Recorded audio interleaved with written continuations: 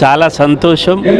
మహానాష్ మిత్రులు కలవటం, ఇవాళ ప్రోగ్రాము జర్నలిస్టులు అనేక మంది జిల్లాల నుంచి వచ్చి వివిధ అంశాల మీద పత్రికా స్వేచ్ఛను కాపాడటానికి, జర్నలిజాన్ని రక్షించటానికి ఈ దీర్ఘమైనటువంటి చర్చలు, ప్రశ్నలు వేయటం చాలా సంతోషంగా ఉంది. మంచిర్యాల మిత్రులందరికీ అభినందనలు. నాలుగవ స్తంభం అని మన మీడియా వ్యవస్థను పేర్కొన్నా, అది ఎక్కడ మీకు రాజ్యాంగంలో కానీ ఇంకెక్కడ కానీ పొందుపరచవలసిన అంశం ఉన్నది. కానీ ఆ ప్రజాస్వామ్య మనగడకు నిజంగా అది ఆ వ్యవస్థ నిలబడడానికి ప్రధాన కారణంగా ఉంటూ దాన్ని నిలబడుతున్నది ఈ మీడియా వ్యవస్థనే. భావ ప్రకటన స్వేచ్ఛ అనే ఒక ప్రాథమిక హక్కు ద్వారా మన ప్రజల హక్కులను కాపాడడానికి బాధ్యతను మనం తీసుకున్నాం. దాని మీదనే ఇవాళ ప్రజాస్వామ్య మనగడ అనేది నిలబడి ఉన్నదనే విషయం మనకు తెలుసు.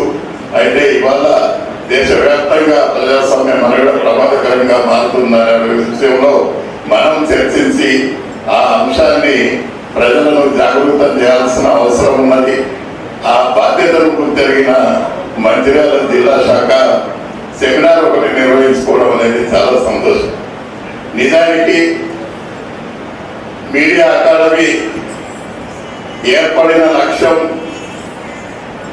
ఏంటంటే ఈ రాష్ట్రంలో ఉన్న జర్నలిస్టులందరికీ వృత్తి నైపుణ్యాన్ని పెంచడంతో పాటు వృత్తిలో వస్తున్న ఆధునిక విధానాలు, సాంకేతిక పరిజ్ఞానం గురించి అవగాహన కల్పించడం, అట్లాగే వివిధ అంశాల పట్ల జర్నలిస్టులకు ఒక సమగ్రమైన ఆలోచన దృక్పథాన్ని ఇచ్చి వారిని ఈ సమాజాన్ని ముందుకు నడిపించే వ్యక్తులుగా తీర్చిదిద్దడం అనే బాధ్యతతోటి మీడియా అకాడమీ ఏర్పడింది.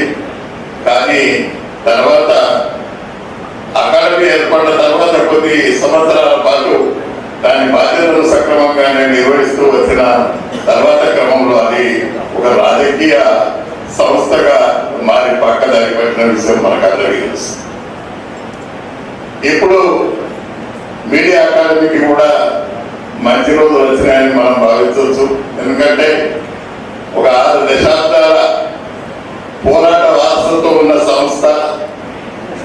నాటి ఏపీడబ్ల్యూజీ అయితే ఇవాళ టీఏడబ్ల్యూజీ అయితే దానికి నాయకత్వం వహిస్తూ వచ్చి గ్రామీణ స్థాయి నుంచి పై స్థాయి వరకు దేశంలోనే కాదు ప్రపంచంలో ఉన్న అన్ని దేశాల జర్నలిస్టుల స్థితిగతులను, వారి సమస్యలను సమగ్రంగా అధ్యయనం చేసిన మన నాయకుడు శ్రీనివాసరెడ్డి గారు మళ్ళీ తొలి చైర్మన్ గా ఉండి